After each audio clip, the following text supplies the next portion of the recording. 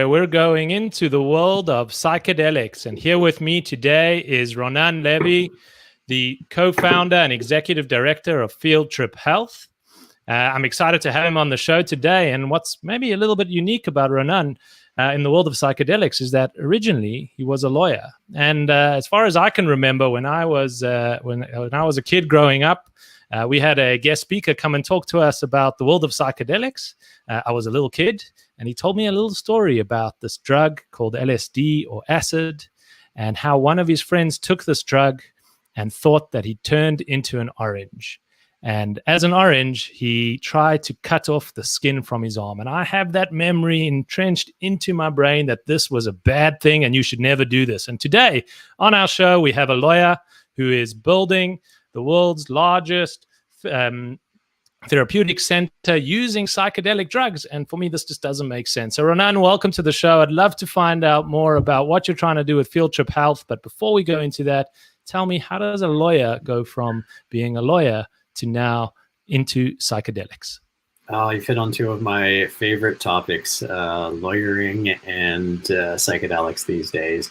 The truth is when it comes to lawyering, it's kind of my view that most conventional lawyers, most lawyers existing these days won't have a role in the future. Like a lot of the role lawyers and other professions are slowly going to be replaced by AI and robots and technology that can do all the work of logic. Anything that can be done logically can be done by a computer better than it can be done by most people, or at least it will be soon enough, and lawyers are no exception. So I learned very early on in my career that the most successful lawyers today, but also in the future, are the ones that don't avoid risk, but know how to engage with risk and tolerate risk most effectively and find that balance between good risk and bad risk. And so I've certainly modeled my career and chosen a path where I've learned to embrace risk, especially legal risk, because there's great opportunity and great business advice and great ability to execute and create cool things when you can understand risk paradigms very well and work within them successfully. And the same is true for psychedelics. How I got here, it's a long, winding story, but basically I realized very early on that lawyering was not for me, even though I started on Bay Street, which is the Canadian equivalent of Wall Street, and incorporated securities. And over the course of my career, I kind of recognized that there's a unique opportunity to wade into industries that most people may not want to wade into. If you bring transparency and legitimacy and you under your values and what's important to you, you can do a lot of amazing things and create real value and have the impact in people's lives in a very positive way. And that certainly kind of defined my last 10 years of my life. Where I got into the cannabis industry early on, actually with my current business partners in Field Trip as well. They at first were reticent to get into the cannabis industry because of the potential stigma associated with that, and just on the path that I had taken, through my legal career and the various roles that I played, I had no concerns around the stigma. I didn't have any particular fondness or affiliation for cannabis, but I certainly didn't think participating in a legal regulated cannabis market had any negative blush whatsoever. And so we did that, and we did that incredibly successfully. We started the largest network of cannabis specialized medical clinics in Canada, sold that to Aurora Cannabis, which is one of the world's largest producers of cannabis globally now. Wasn't at the time, they're still relatively small, but did that. And then after we left, and the thing that stood out about that whole experience was just how much impact we created. This is cannabis. Still globally in 2013, attitudes towards cannabis were negative by and large. Certainly doctors wanted nothing to do with cannabis. But through doing it, again, with legitimacy, transparency, rigor, we really changed attitudes and minds of the public. And so even though there's risks around cannabis, nothing is ever harmless. Too much of a good thing is still a bad thing. By doing it thoughtfully, we created real impact and improved the quality of life of well over 100,000 Canadians. And so after we left that business, and we learned about what was going on with psychedelics, we're like, this is amazing. This is incredibly exciting. And when you start to do the research, you realize that the stories we learned in high school around, this is your brain on drugs, all of that was not entirely bullshit, but I'd say 90% bullshit. It was a political agenda. It did not match up to what the science actually said. And so as we look at psychedelics, having had the experience with cannabis, looking into the data, psychedelics are incredible. You know, when you start to understand the positive potential impact of psychedelic therapies, you start to realize that the criminalization of psychedelics in the first place is way more criminal than anything related to psychedelic drugs altogether. You know, these drugs are generally safe. There are certainly instances of people doing incredibly stupid or literally insane things when on psychedelics. It does happen. There's no doubt about that. It doesn't happen nearly as frequently as you may have heard, but it does happen. But if you do psychedelics and apply them in a therapeutic context with proper medical and therapeutic and psychotherapeutic oversight, risks like that are almost negligible. People can have hard experiences for sure, but with the right therapeutic support, they can actually be very cathartic, very transformative, and very therapeutic. And so again, you know, when people think about psychedelics, they think about that risk paradigm. But as a lawyer, having gone through the path that I had, seeing what we did in cannabis, which had similar kind of context, we realized that these were all risks that could be managed and done properly. So so that's how I kind of made the leap from being a lawyer to working in psychedelics, and, you know, having good inspiration along the way. I often, if anyone listens to our podcast, which is called Field Tripping, Epic Trips and Psychedelics, you know, I often quote Tom Robbins, the author Tom Robbins, and he talked about his first experience on LSD. And it's interesting because he did it in the 60s. He did it in like the swinging 60s, so to speak, but he did it in a psychologist's office, you know, for a very therapeutic reason. And the first time I read that, which is about 7 or 8 years ago, completely before we were in the psychedelics industry, he talked about how transformative it was and how it wasn't a recreational thing and how meaningful it was for him. So it's kind of like, you know, between all of this, I wouldn't have bet I would have landed in the psychedelics industry 5 years ago, but you know, I wouldn't have been entirely surprised either. So that's great. I want to go into some of the questions that we're getting from the audience, and there's already many coming through. But before we go into that, you've gone through this background, you get into the realm of psychedelics, you look at the research, you see that it isn't maybe what people thought. And I've heard you quote that you saw that the opportunity in the psychedelic space, in psychedelic medicines, is kind of the size of an opportunity that kind of we would compare Elon Musk and SpaceX, where there is this uncharted territory and almost voyage that people could go on, to use that language. What about it gives you the impression that there's this big an opportunity that hasn't been yet to be discovered? Yeah, I mean, it's a couple of things. One is, like, if we're going to talk about it in sort of conventional investing language, we just look at the global mental health crisis that's happening. You know, it's estimated that 1 in 5 people globally are going to experience a clinically diagnosable instance of depression or anxiety or other mental health disorder. When you look at current treatment options, and they do work for someone, but let's say by and large, antidepressants and current approaches don't work for the majority of people. You know, we just have to look at the number of instances of diagnoses of these conditions to say, like, current treatment options aren't working. We really don't have much that is effective. And we don't have much in the pipeline in terms of conventional drug development.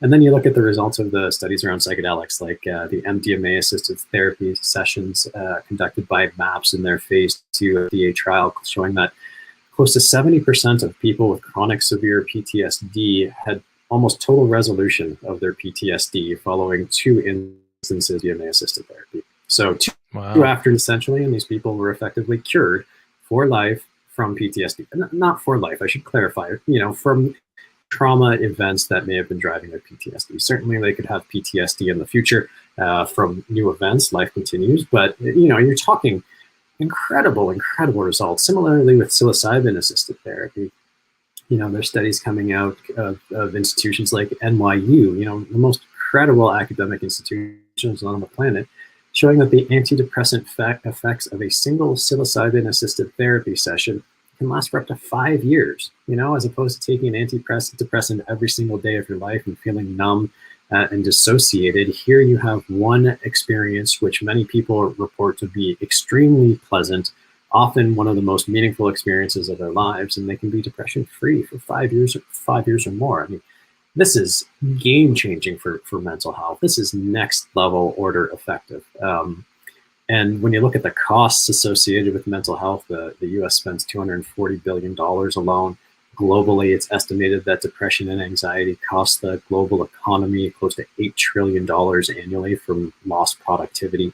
You know, it's game changing when you think about the medical applications. But that's just one side of the equation. You know, the thing that excites me about psychedelics is their capacity to enhance human consciousness. You know, we have a lot of societal challenges to face, not just mental health disorders, which are significant and should not be diminished by any stretch of the imagination. But we live in a world, you know, we just have to look to the US and political debate in the US, which is almost non-existent. It's really people yelling at each other from other sides of the room. These kind of challenges, you know, the lack of empathy, the rise of hate again, all of these things are, you know, in many ways, in my mind, much more insidious, much more dangerous than just the mental health challenges that we're facing. You know, this gets to the fabric of our society. This gets to the fabric of human interaction.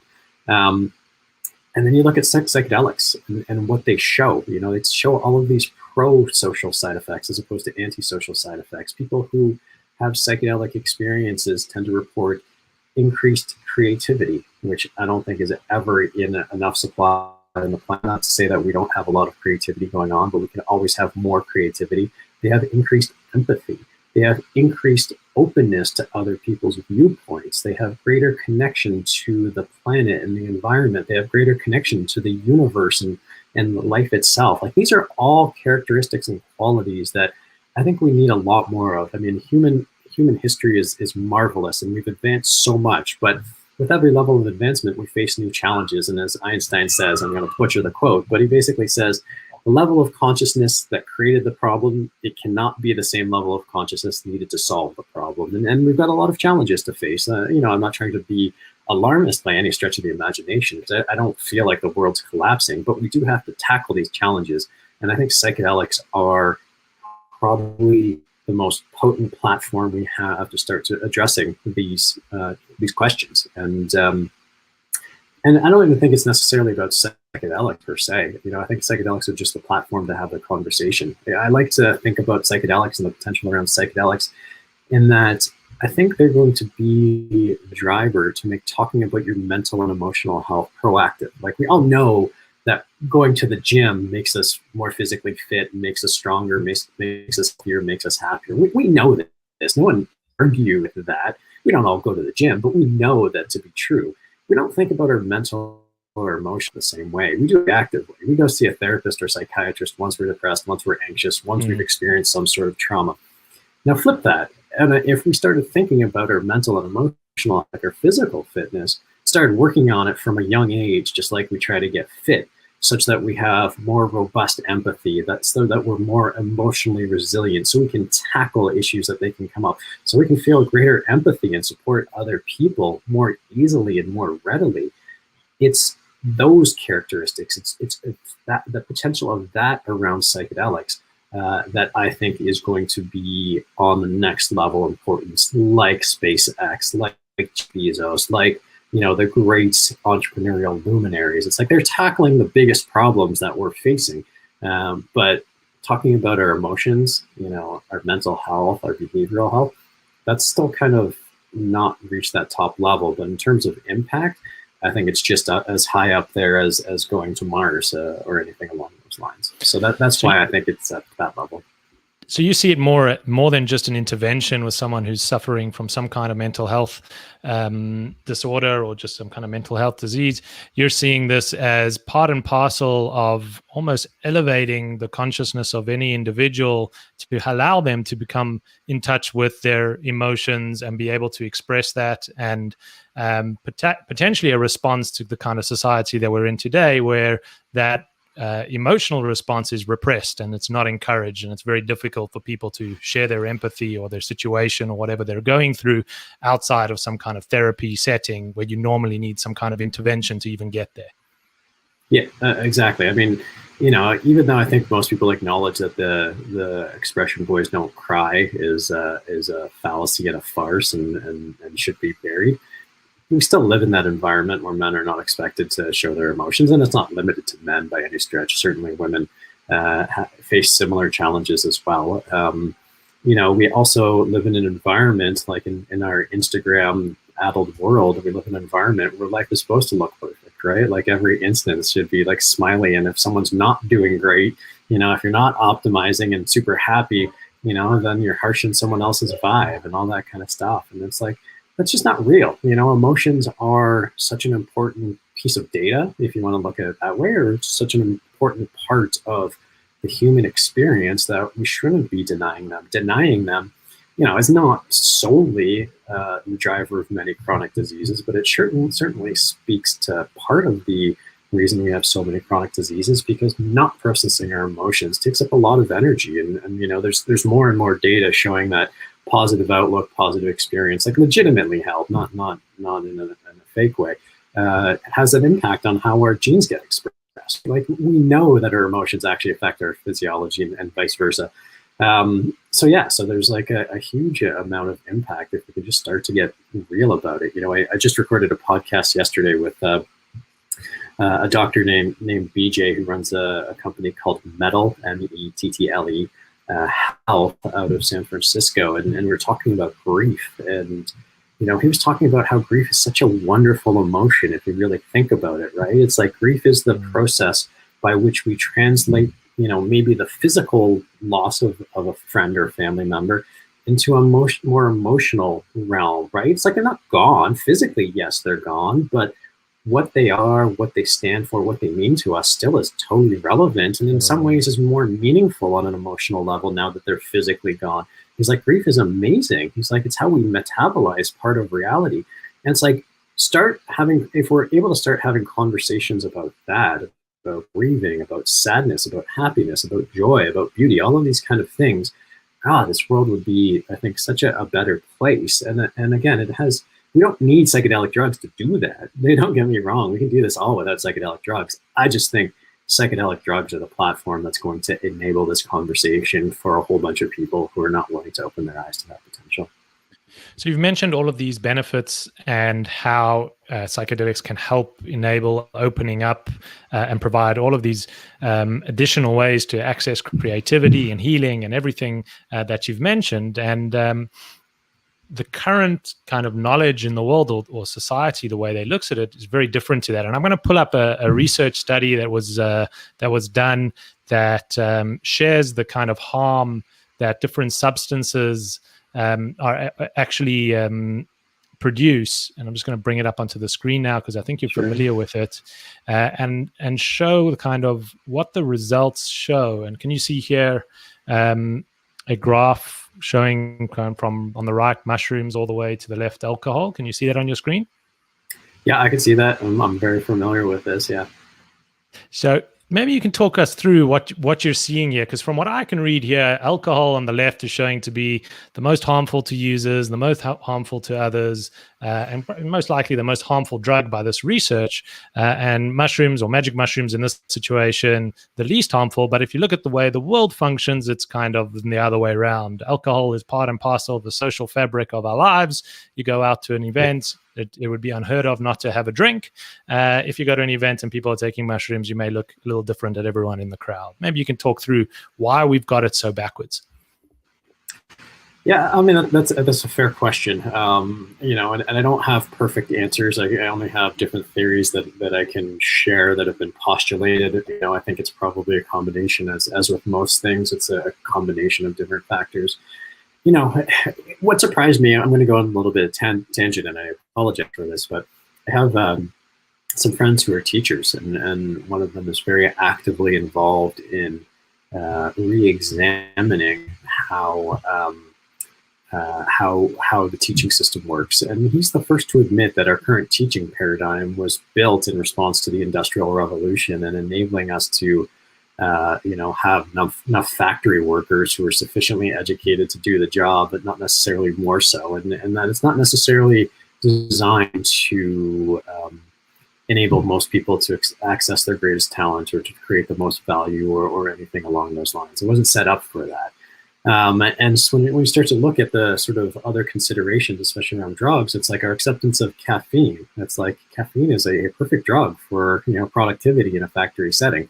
Not surprising that caffeine is kind of well tolerated. And so if you kind of think about this, the arc of what you wanted people doing, you wanted people sufficiently fueled through caffeine during the day to work, and then give them a release at night that doesn't necessarily cause them to challenge the status quo too much, but keeps them happy and satisfied in the working order.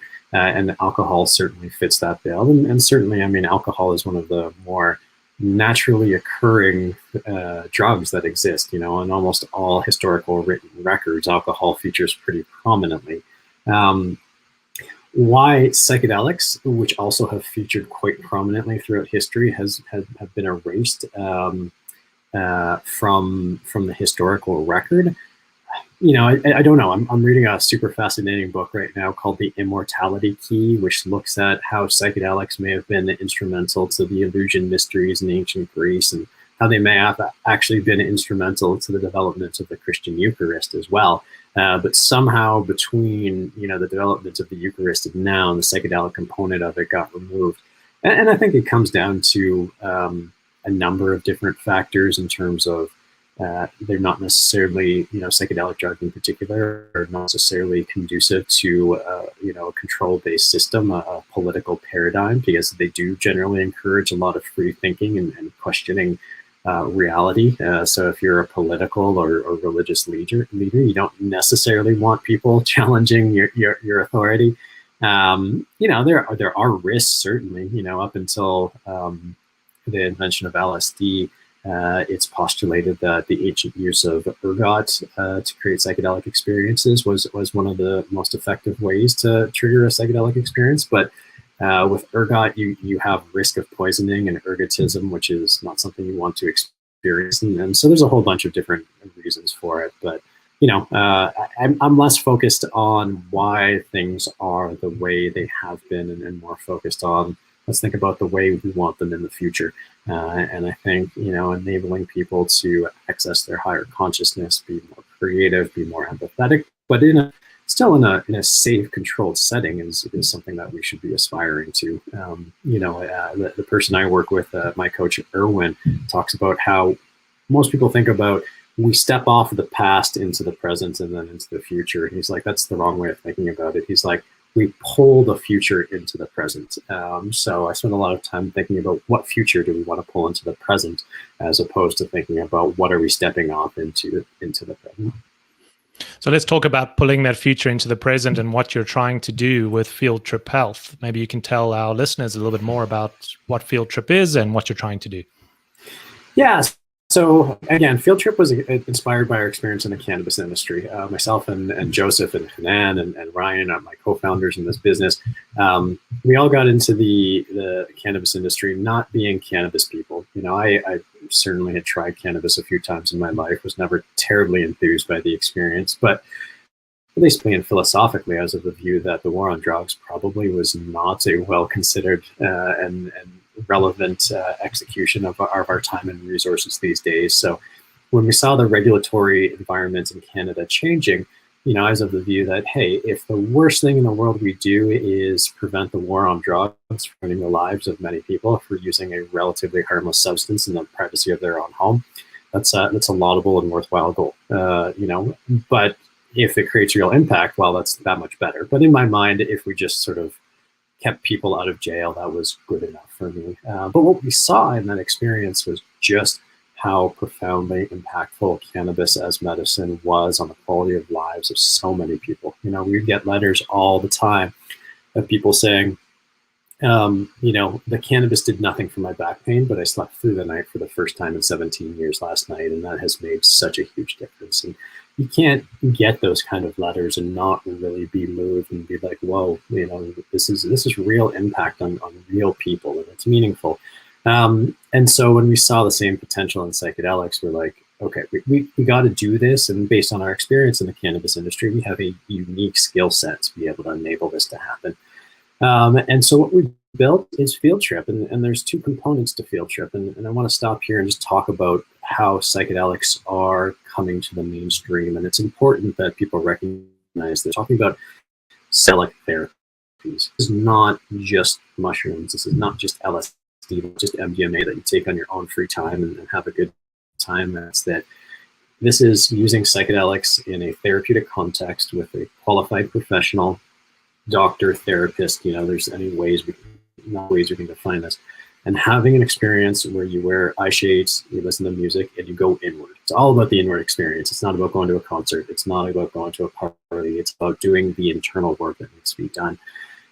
And so what makes psychedelic therapies unique is that it's really play between drug and therapy. The first time that they're being intermingled so carefully. And so when we looked at it, we're like, okay, any business that we're going to create has to do both the product and drug development and intermingle very closely with the therapy. Because if you're just doing one or the other, you're leaving an essential component to the whole therapeutic experience to chance or to third parties. And they need so closely, and they work, they interplay so closely that we would be involved in both aspects of it.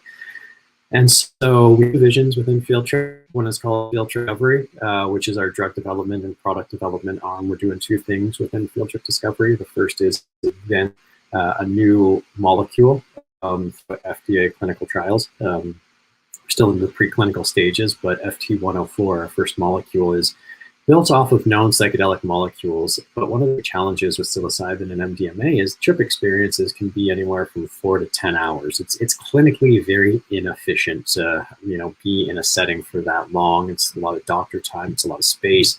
It requires a lot of support, which makes psychedelic therapies incredibly expensive. So we realized if you can make such a potent experience, but shrink the time frame around it such that people can have that experience in a half a day as opposed to an entire day, you make it much more accessible and you enable people to get back to life a lot faster. So with FT104, that's exactly what we've done. It binds just similarly to psilocybin in the brain. So it's very similar to psilocybin, but it's a 2 to 4 hour experience as opposed to a 4 to 8 hour experience. So it's a much faster experience and much more efficient. We're also doing work with psilocybin-producing mushrooms. We see that the industry is going to emerge, and with the passage of Measure 109 in Oregon, it's now been pretty much confirmed that there's going to be two kind of complementary programs, one purely medical and synthetic, so relying on synthetically manufactured drugs that get FDA approval, and for targeted clinical diagnoses, depression, anxiety, PTSD, eating disorders.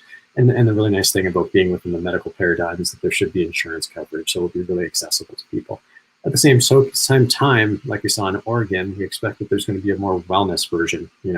People focus less on treating depression and more on the expansive quality of psychedelic therapies that will rely probably on natural products to help people along. And so cultivating psilocybin, as we saw from the cannabis industry, is not as easy as just growing a bigger box or making a bigger box. So so we wanted to do the cultivation work on that side of things. On the other side, we have Field Trip Health, which is our delivery arm. So we're opening up clinics and Field Trip Health centers across North America to deliver psychedelic therapies. So right now, you can actually have a psychedelic experience using ketamine, and so that's what we're doing in our clinics right now. So you just popped up an image of our LA Field Trip Health Center. And so we have 4 of those operating. We have 3 more in construction, currently operating Toronto, New York, LA, Chicago, and opening in Atlanta, Houston, and Amsterdam as well. So that's what we're doing with Field Trip. So I brought up this this image on the screen to show one of your centers because I had a question from Hal, one of our viewers, asking how important is set and setting in the use of these treatments. And this doesn't look like a typical therapy center that I've been to, so I thought it'd be good to get an idea of why this kind of design and what does it mean by set and setting? Yeah, so set and setting means the mindset you bring into the experience, and the setting means the actual setting, the physical space that you're in. And there's a decent amount of evidence showing that if you don't prepare, or more accurately, if you do a lot of preparation, think about what the experience you want to have is, prepare for it, you're going to have a more therapeutic experience. It's going to be a more intense experience. It's going to be a more meaningful experience. And so that refers to the mindset you bring into the experience. And then there's the setting, which is to a location. that you do it in. And they found that when people have a psychedelic experience in places that are uncomfortable or threatening, you've heard of like white coat syndrome, where people get nervous around doctors, where people have a setting that they're not comfortable in, they tend to have bad experiences, or the risk of a hard trip increases. And so it's creating a comfortable, warm, beautiful environment so people feel comfortable and at ease before a psychedelic experience has an impact on therapeutic outcomes. One of the really unique areas of opportunity in the emerging industry is trying to understand what aspects of set and setting actually make a difference. We know do make a difference, but whether it's blue light or green light or red light in the room, whether it's this music or that music, whether you're lying down or in a chair, all of these things don't know how they have an effect on the therapeutic outcomes. It's a really unique opportunity of research to understand all of these, and that's certainly one of the things we want to focus on with field trip health. We've got another question here from Christy on the therapeutic outcomes, and she's asking if there's any evidence to show that certain types of substances have benefits for specific conditions. So, for example, are some substances better suited for treating PTSD, depression, anxiety, etc.? What do you know about that? Yeah, it's hard to say with certainty because most of the clinical trials just look at a particular drug for a particular condition, and because this research is still relatively new, all I can speak to is what the research has been. And so far, most research around PTSD has been using MDMA, which is more commonly known as ecstasy. Most of the research around depression and anxiety has been around psilocybin, and both are showing great potency. That does not by any stretch mean that MDMA may not be incredibly useful for depression or anxiety. It just means that the research has focused on MDMA for PTSD. And vice versa. Psilocybin and ketamine may be incredibly impactful for PTSD. In fact, we're starting to see some, at least preliminary results in our locations treating veterans. Ketamine is having a very positive effect on their PTSD, but the research, is still fairly limited, and the cross-functionality of these different molecules hasn't been fully baked out. But generally, the way psychedelics are believed to work is there's kind of three aspects of it. First of all, they're all potent antidepressants and fast acting. So if you're depressed or in a down mood, after taking a psychedelic, usually within half hour, 45 minutes, you'll notice a lift in mood. Secondly, they enable emotional processing. So when people are able to revisit past traumas, past experiences, and see them with objectivity, or at least in a different light, they can understand them better and release the emotions around them, which from a psychology perspective enables more processing and healing. And then thirdly, after a psychedelic experience, there's a period of neuroplasticity where people are actually more receptive to the effects of cognitive behavioral therapy. Your brain is actually much more able to rewire itself, much like children are much more capable of learning new languages. And as you grow old, our mental models become more rigid. They kind of break down a lot of those mental models, so people are more effective to cognitive behavioral therapy. And that seems to be true across all psychedelics, which is why MDMA may be useful for depression and eating disorders and anxiety, and psilocybin may be great for PTSD as well, because they all function on that same kind of paradigm. It's just that the evidence isn't fully there yet. Fantastic. I've got another question here from Hal, and thank you everyone for sending through your questions. We have a number of psychonauts listening in, and his question is, what's the research that's been shown with psilocybin in terms of the different therapeutic outcomes linked to dosage? In other words, what benefits have been seen when comparing a microdosing regimen versus the kind of hero dose that we hear about? And the hero dose is taking a large, 5 grams or more in a single sitting. Yeah, we like to talk about how there's a microdose, a museum dose, so just enough to make a museum really interesting, and then a transformational or hero dose, which is large doses. The funny thing is, even though microdosing seems to be the most commonly discussed topic around psychedelics these days, there's actually no evidence yet that microdosing psychedelics does anything for anyone. Interesting. In fact, the studies that have been done that haven't been released, but we've heard whispers of the results show, at least in terms of treating depression, microdosing psilocybin is no more effective than placebo. So it's actually not doing anything. That being said, it's very early days and there's very little data, so it can be easily refuted. So most of the evidence out there is around transformational doses, so large doses in a therapeutic context with a licensed professional. And that's where we're seeing those incredible results. But again, it's early days for microdosing, and I'm sure there's a lot of studies being planned or currently underway, and we'll get a lot more detail around that, I'm sure, over the next year or two. I've got another question here from Ronan in South Africa. He's asking, he's asking about field trip strategy around retreats. Will they be medically driven, i.e., doctors, therapists, etc.? Yeah, we don't explicitly have any plans for retreats yet. The difference between our retreats and our field trip health centers, I presume, is the level of professional oversight, as the question from Ronan implies. So focus is just on really the therapeutic. So there'll always be a psychiatrist involved assessing people, not necessarily involved in the treatment, but assessing people and making sure that these treatments and programs are suitable.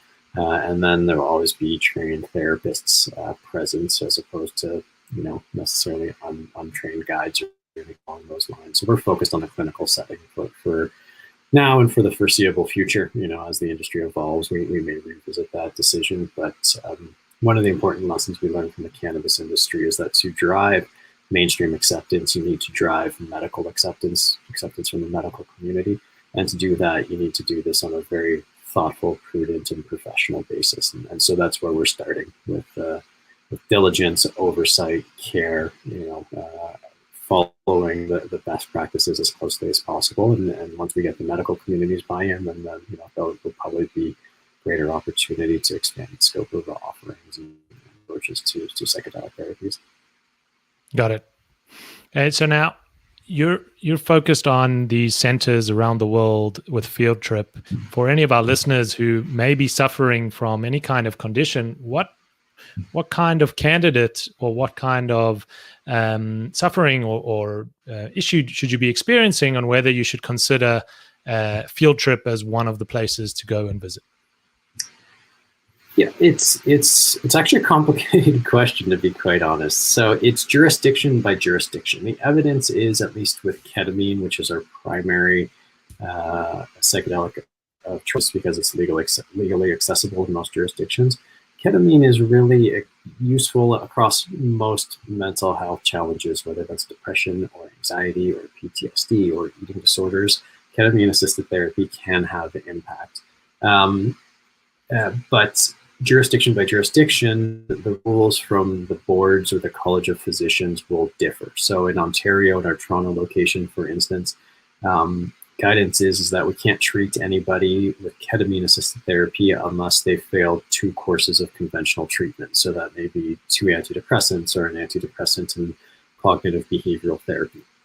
In our Los Angeles location, where the regulations are different, we can treat just about anybody as long as they have some degree of challenge going on, whether that's dysthymia or adjustment disorder, which, are essentially people having a hard time in life, not necessarily actually being depressed or anxious. The best evidence out there is that ketamine is extremely for depression. Everything else, the evidence is less strong, but within our clinics, depending on the jurisdiction, we'll treat most mental health conditions as long as there's not a clear contraindication. So someone who's suffering from depression and maybe they've tried some other avenues that have been unsuccessful for them, what do you think, what should they expect walking into a Field Trip center? And if they're going to go on a ketamine treatment, maybe you can just describe a little bit about what that is and how it's somewhat different to maybe something else that they've tried. What's different about this is that, this is a process. This is not just taking a drug and letting the drug do the work. This is basically enabling you and facilitating you to do the work yourself in a positive way. I often liken our work to being a Home Depot for mental health, where you can do it, we can help.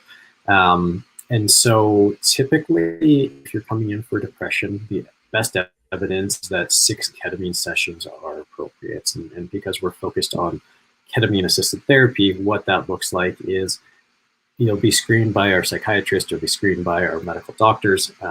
you'll meet with your therapist, you'll set a program for your personal journey.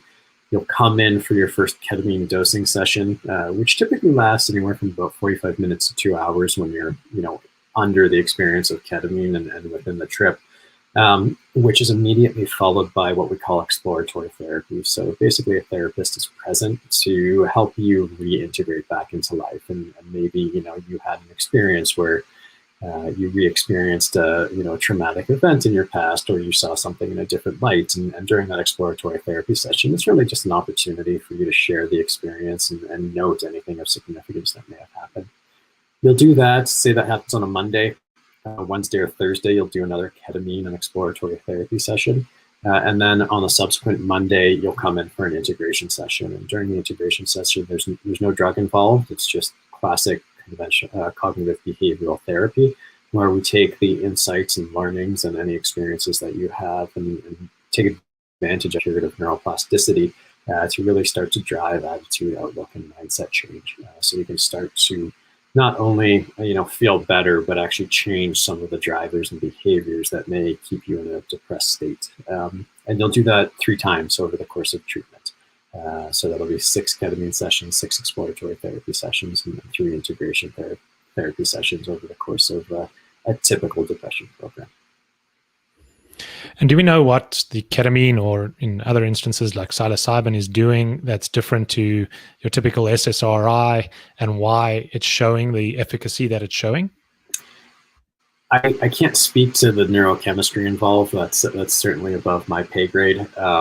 But I think that the fundamental difference is that SSRIs and SNRIs and conventional antidepressants seek to modulate mood swings and keeping them in a narrow band. So you feel, a lot of people report feeling numb or dissociated when on an antidepressant. Now, it stops the downward swings, but it also stops the upward swings. With ketamine, and the experience has been described as, kind of being an out-of-body experience. It can be described as very mystical. Instead of trying to modulate your moods, it's trying to open you up to let go of the emotional traumas or drivers that may be driving your depression in the first place, because most depression, it would seem, has roots in some sort of physical or emotional trauma. And so trying to address those emotional drivers is what happens during the ketamine experience. And so it's a very different process than conventional SSRIs or conventional antidepressants. It's like mental exercise versus, buying like one of those home gyms that just, vibrate your muscles for you and flex your muscles for you, kind of thing. And how I wish those home gym vibrations worked, but alas, exactly. I still have no 6-pack. I got a question here from Skeptic33. Do you put people into a K-hole or use lighter doses? No, we don't put people into K-holes. They are lighter doses. They are progressive typically, depending on the patient. So it'll be a light dose in the first session and working up towards the end of a program. But no, you're still fully conscious. People can get up and go to the bathroom or whatever when they want to, and they typically remember the entire experience. Got it. Now, you're also an investor in this space, and a lot of people who tune into Venture In are investors.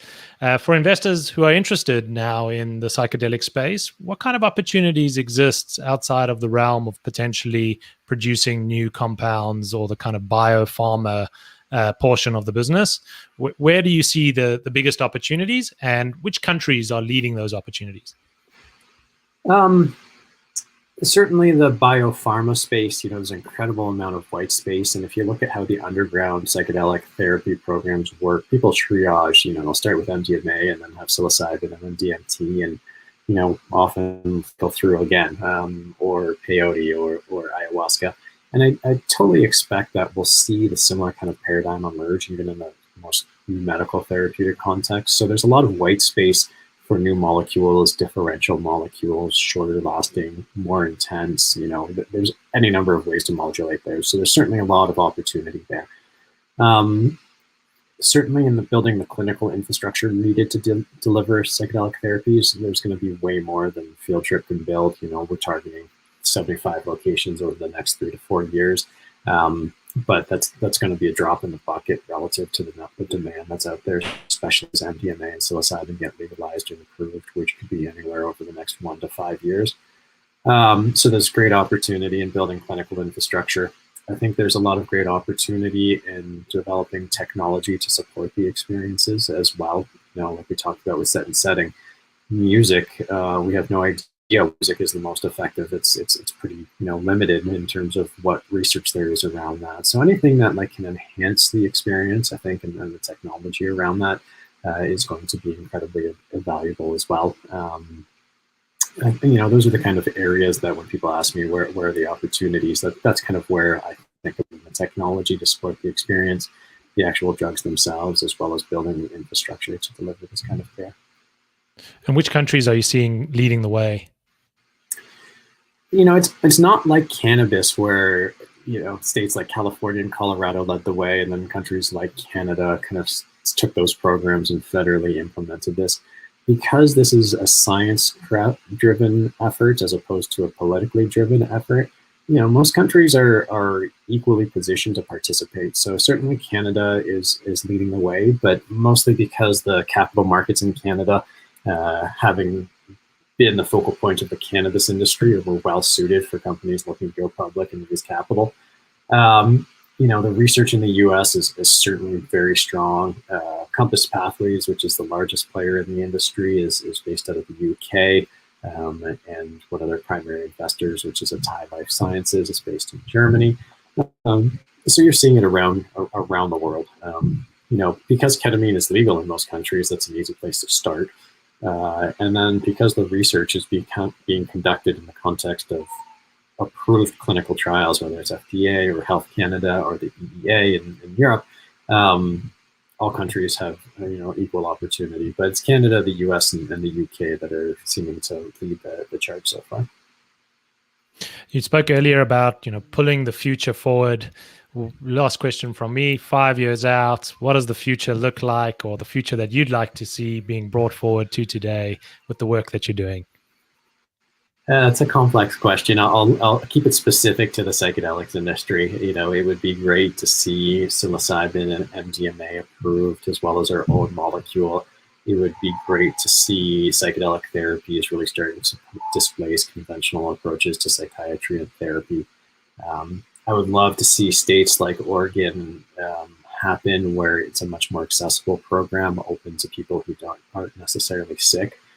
So if we see that, if we see more wellness-based regimes emerge, if we see clinical approvals for psilocybin and MDMA and others, I think that'll be a great win. And then it's one of those things where I really feel like it's a snowball effect. When you look at one of the interesting things about psychedelics that I haven't touched upon, but in most of the clinical trials that have happened, participants often report their psychedelic experience as one of the most meaningful experiences of their lives. So that's why we have so many advocates for psychedelic therapies. People who have been touched by psychedelic therapies become your biggest advocates for it. And so the more people who start to participate, the more people who start to work with psychedelic therapies to enhance whether it's their mental health or their creativity or otherwise, more and more people are going to be talking about this. More and more people are going to get interested, and it's going to create more and more impact. So I really think it is a virtuous cycle, and I think it's going to grow quite rapidly. I know certainly for me, about 7 years ago, I had my first psychedelic experience with ayahuasca, and it met that definition of one of the most life-changing experiences of my life. So I'm a big advocate from that point of view, and a big fan of the work that you're doing, and hoping to see, like the future you described, more and more of these treatments being made available to the world at large. So Ronan, thank you so much for coming onto the show. I really appreciate it. If people want to get in contact with you or find out more, where should they go, and how do they reach out? I'm curious to ask, before I answer that, what happened during that ayahuasca experience that was so meaningful for you? Well, first of all, I'd never tried any kind of substance, so I had no idea what to expect, and it was in a therapeutic, it was in a shamanic setting, and in that experience, I relived my childhood. I went through previous trauma. I saw new perspectives of situations that I was struggling to figure out, and literally a path cleared up for me as to what were the next things that I needed to do with my life over the next 5 to 10 years. And I had real certainty and understanding that this is what I need to do as an individual in the world. So in that 5 hours that it happened, it gave me many, many answers, and I went through some real pain, but came out of it with some new understanding that I don't think years of therapy would ever have brought me to, or anything else. That's awesome. Why, having never tried anything before, did you decide to head first or feet first, as the case may be, into an ayahuasca ceremony? Actually, a good friend of mine told me about it, and I wrote him off 2 years earlier.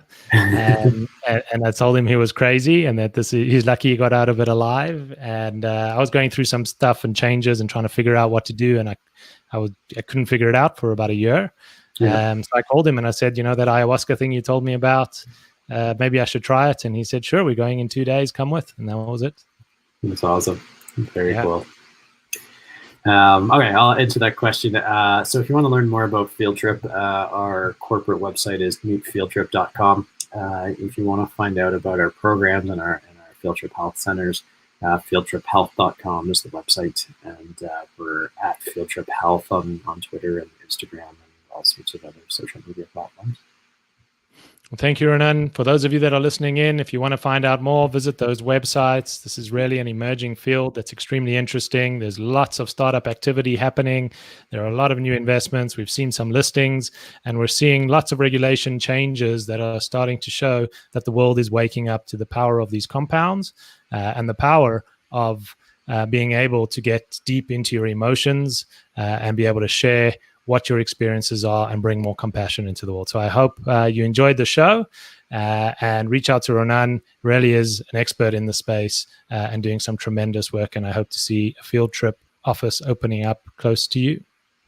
Absolutely.